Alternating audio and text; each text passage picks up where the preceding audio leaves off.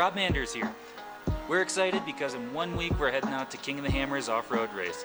This is one of the most exciting weeks of the year for us, and it kind of kicks off our entire wheeling season.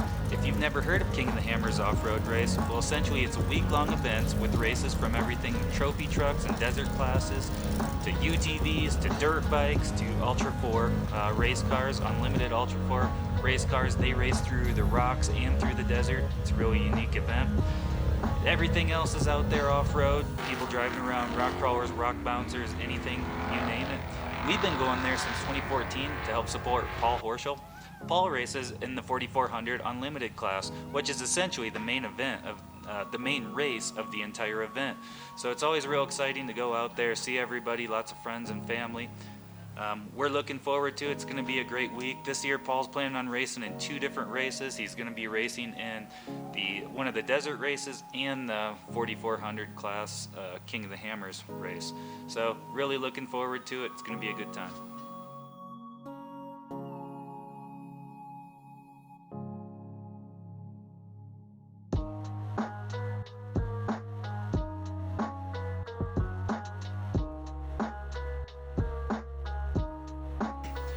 Well, it's middle of winter here in western Colorado.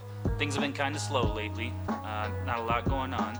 Kids have been busy playing around the neighborhood, and I've been busy working here in the shop, just on different projects that I got going on. But to pass the time on the weekends, we head up to Telluride. The kids have been getting really good at snowboarding. This is about their 3rd season going snowboarding. It's also a time to start getting the toter home ready for heading out to King of the Hammers.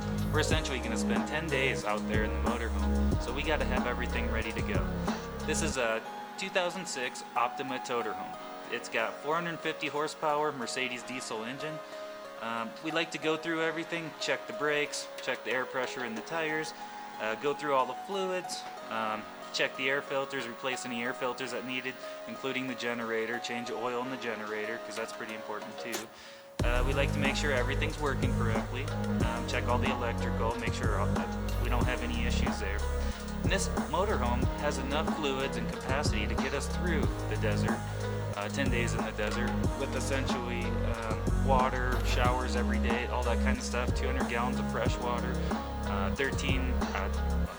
12 kW generator, diesel generator that runs off the fuel tanks. So all the fuel essentially you need to get through the entire week, and all the water and everything else we need. Big huge propane tank on it so that we can get through the entire week as well. Also like to go through the trailer, check the tires, the bearings. I just replaced the tires recently, so they should be good, so just checking the air pressures, things like that. And I also have some lights that are out on the trailer, so I was going through and replacing those as well. I'm out here in the camper, finishing up packing, cleaning, getting everything we need ready for essentially a 10-day trip. 10 days self-contained out in the desert. Takes a lot of planning, a lot of coordination, making sure we have everything we need. Luckily this thing's big, has a ton of storage, ton of room. This camper is essentially built on a Freightliner semi chassis, and the camper on the back. So this thing's built to commercial standards, just like all those semis running down the highway. It's essentially got a 1,000,000-mile motor in it, and we got a long way to go till we get there. So we plan on keeping this thing for a long time. It's an amazing thing. The kids can sit here and watch movies as we're traveling down the road, use the restroom, any of that stuff. We just stop to get fuel. We don't have to get fuel very often. The tanks are huge, but like I said, the fuel mileage is really no worse than my 1-ton truck was pulling a 5th-wheel camper. It's really about the same when it averages out. So we love this thing. It's made our life so much easier.